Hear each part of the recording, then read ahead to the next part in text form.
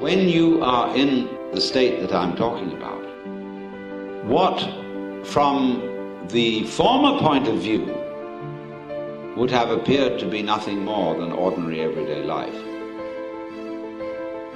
is suddenly seen to be a magical process. Absolutely weird. So that you can see that you might be just rubbing around in some ash.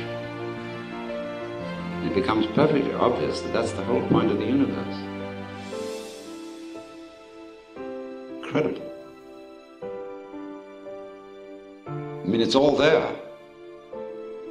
Infinity in the grain of sand and everything. That's it. And you look at other people rushing around and people going about their business every day, serious, I'm gonna get there, I'm gonna make this thing. You think they're quite mad. You feel sorry for them. You don't feel angry at them, but they're quite mad. They don't realize that now is it. That's where it's all going, as well as where it all comes from. The Alpha and the Omega is now. The whole surround of us is completely magic.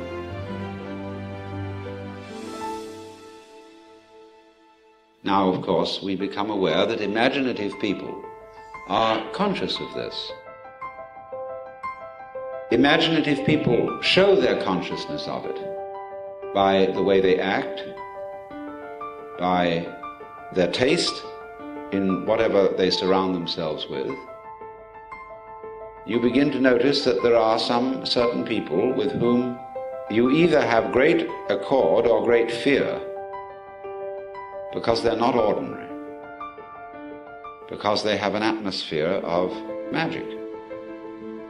They have imagination, and they're not hiding under an attempt to conform to the ideal of being ordinary. And the artistic people are here.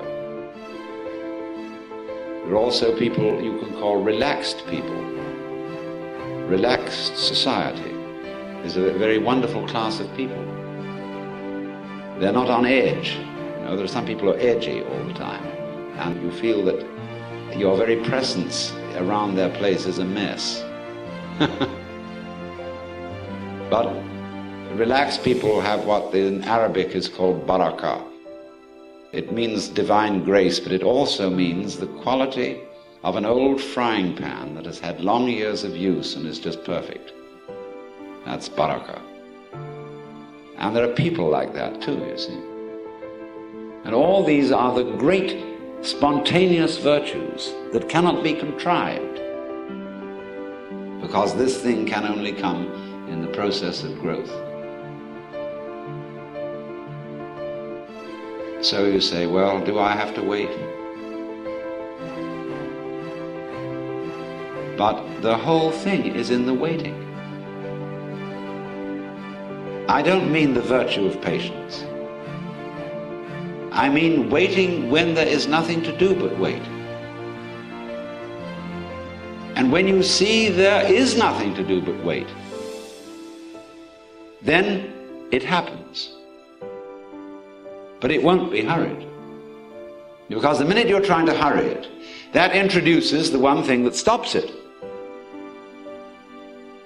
The miracle, the magic thing is happening all the time. But you can't see it when you're trying to get it. And you can still less see it when you're trying to get it fast. So there is no alternative but to go through the point of you can't get it at all. You are going to be you. The same slob you've always been. See? You can't change it. And all your good resolutions are just bombast. And then you start to be real.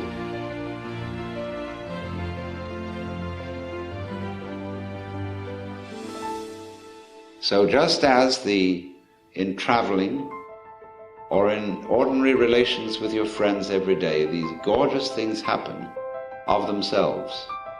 Those are the true pleasures.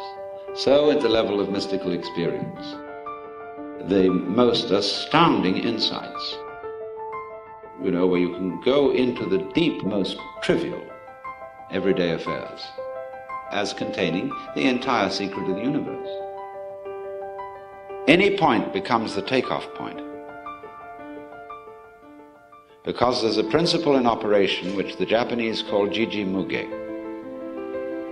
Everything event implies all the others. And here, in this way, you begin to see that that is actually so.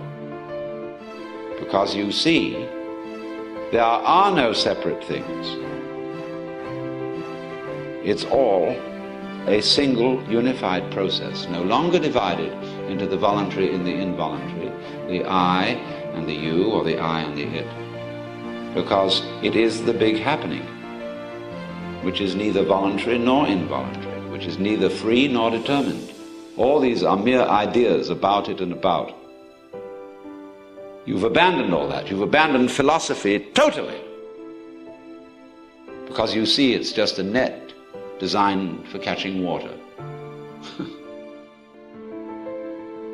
And when all that's gone, and that whole attempt to clutch life, to capture the pleasure, has disintegrated, there it is.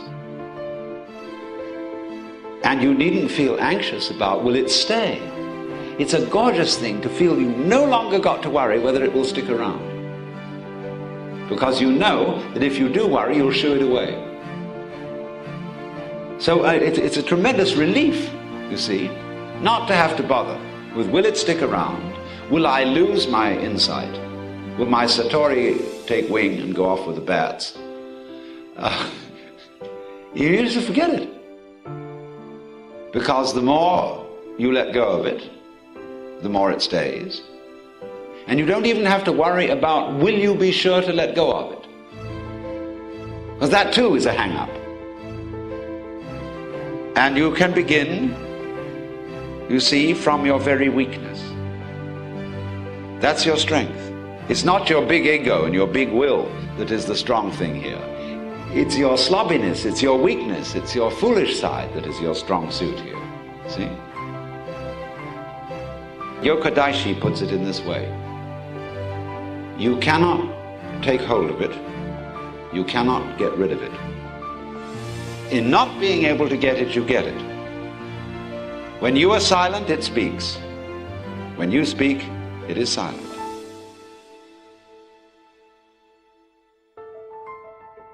The great gate is wide open, and nobody obstructing it.